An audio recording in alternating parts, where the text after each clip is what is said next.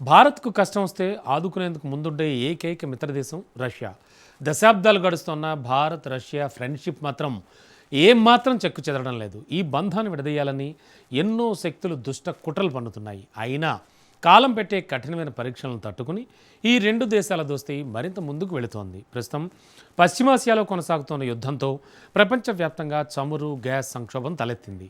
ఇది భారత్పై కూడా తీవ్ర ప్రభావం చూపిస్తోంది. ఇప్పటికే చమురును అందించింది రష్యా, ఆదుకుంది.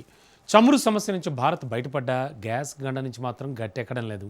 ఇప్పుడు ఈ కష్టం నుంచి కూడా భారత్ను ఆదుకునేందుకు మళ్ళీ యాక్షన్లోకి రష్యా దిగిపోయింది. ఎల్ఎన్జీని కూడా భారత్కు సరఫరా చేసేందుకు గ్రీన్ సిగ్నల్ ఇచ్చేసింది. అసలు భారత్లో గ్యాస్ సంక్షోభం తీవ్రత ఎంత? ఎందుకు రష్యా మళ్ళీ స్నేహహస్తం చాటుతోంది? వాజ్ దిస్. చైనా భారత్లో రష్యాకు ఏ దేశం కీలకం? భారత్ గ్యాస్ సంక్షోభంపై పుతిన్ కన్నేశాడా? దశాబ్దాల మిత్ర దేశానికి చేకూడుతోంది ఎవరు? పశ్చిమాసియాలో కొనసాగుతున్న భీకర యుద్ధంతో మిలిటరీ, రాజకీయ సంక్షోభం మాత్రమే కాదు, చమురు సంక్షోభానికి కూడా ఆజ్యం పోస్తుంది. దశాబ్దాలుగా చమురు, గ్యాస్కు పశ్చిమ ఆసియా రాజధానిగా మారింది. గల్ఫ్ చమురుపైనే ప్రపంచ దేశాల ఫ్యాక్టరీలు, కార్లు నడుస్తున్నాయి. ఇప్పుడు ఈ చమురు సరఫరా ఆగిపోవడంతో దేశాలన్నీ విలువిలలాడుతున్నాయి. ఆసియాలో చాలా దేశాలు చమురును అత్యవసరాలకి వినియోగిస్తున్నారు. మరికొన్ని దేశాలు చమురు లేక పూర్తిగా విక్రయాలను ఆపేశాయి.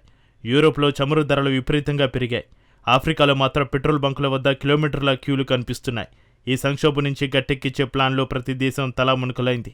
మొత్తంగా ప్రపంచవ్యాప్తంగా కొన్ని దేశాలు చమురును పొదుపుగా వాడుకుంటున్నాయి. మరికొన్ని దేశాలు మాత్రం జాతీయ చమురు అత్యవసర పరిస్థితిని ప్రకటిస్తున్నాయి. ఈ సంక్షోభానికి అసలు కారణం హర్ముజ్ జలసంధి మూతపడడమే. హర్ముజ్ జలసంధి అనేది ఓమన్, ఇరాన్ మధ్య ఉన్న ఇరుకైన సముద్ర మార్గం. దీని వెడల్పు కేవలం 33 నుంచి 39 కిలోమీటర్లు ఉంటుంది. దీనిలో ఓమన్కు కూడా భాగస్వామ్యం ఉంది. కానీ ఇరాన్ పూర్తిగా కంట్రోల్ చేయగలుగుతోంది. యుద్ధం మొదలైన ఫిబ్రవరి 28 నుంచి హర్ముజ్ జలసంధిని పూర్తిగా ఇరాన్ మూసివేసింది. కాదుకూడదని ఏ నౌకైనా వస్తే ఖబర్దార్ అంటూ తెహ్రాన్ వార్నింగ్ ఇచ్చింది. దీంతో చాలా దేశాల నౌకలు ఆ మార్గంలో వెళ్లేందుకు జంకాయి.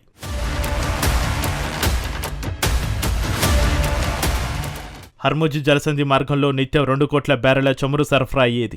ఇప్పుడు అది కాస్త ఆగిపోయింది. ప్రపంచానికి అవసరమైన మొత్తం చమురులో హర్ముజ్ నుంచి 20% ఎగుమతి అయ్యేది. ప్రధానంగా అమెరికా యుద్ధం మొదలుపెట్టిన తర్వాత భారత్, జపాన్, దక్షిణ కొరియా వంటి దేశాల పరిస్థితులు అత్యంత దారుణంగా మారాయి.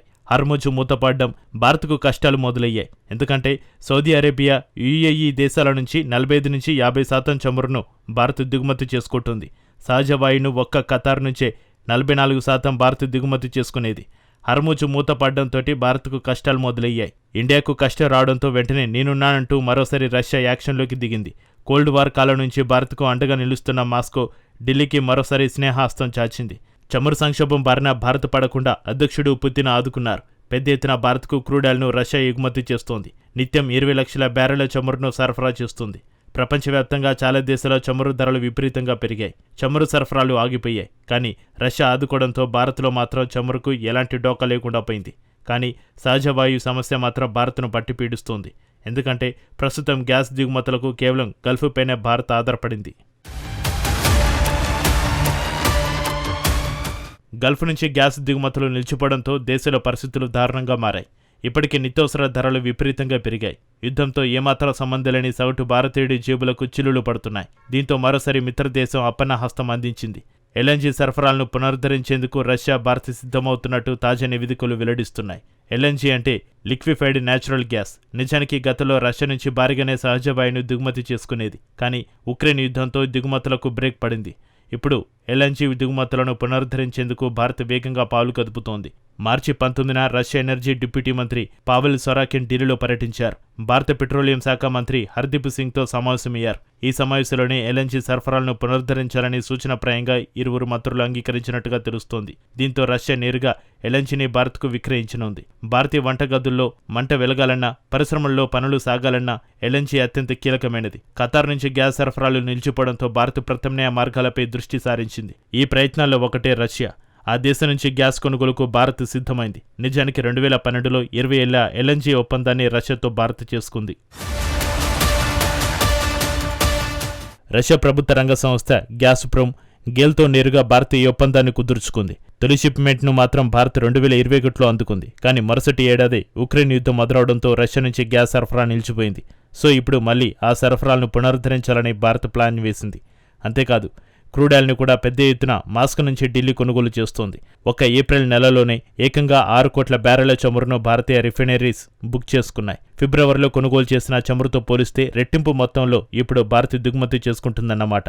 ఒక్క నెలలోనే రష్యా నుంచి చేసుకునే దిగుమతులు ఏకంగా 40% పెరిగాయి. నిజానికి భారత్ ఇప్పుడు కొత్తగా రష్యా నుంచి కొనుగోలు చేయడం లేదు. ఎందుకంటే అసలు రష్యా చమురు కొనుగోలును భారత్ ఆపేయలేదు. ఇప్పుడు కేవలం దిగుమతులు పెరిగాయి అంతే. ఒకసారి ఫిబ్రవరిలో గణాంకాలను పరిశీలించండి. గతంలో రష్యా నుంచి చమురును డిస్కౌంట్పై కొనుగోలు చేసేది. ఇప్పుడు మాత్రం బ్యారెలకు $5 నుంచి $15 అదనంగా భారత్ చెల్లించాల్సి వస్తోంది. ఎందుకంటే ఇప్పుడు మాస్కో చమురుకు ఆసియాలో డిమాండ్ పెరిగింది. అందుకే డిస్కౌంట్ను రష్యా ఎత్తేస్తుంది. ఫిబ్రవరికి ముందు వరకు మాస్కో చమురుపై భారీగా ఆంక్షలు ఉండేవి. ఈ ఆంక్షల కారణంగానే అప్పట్లో భారత్కు ఆ దేశం డిస్కౌంట్స్ ఎక్కువగా ఇచ్చింది. ఇప్పుడు రష్యా చమురుపై ఉన్న ఆంక్షలను అమెరికా తాత్కాలికంగా ఎత్తేస్తుంది.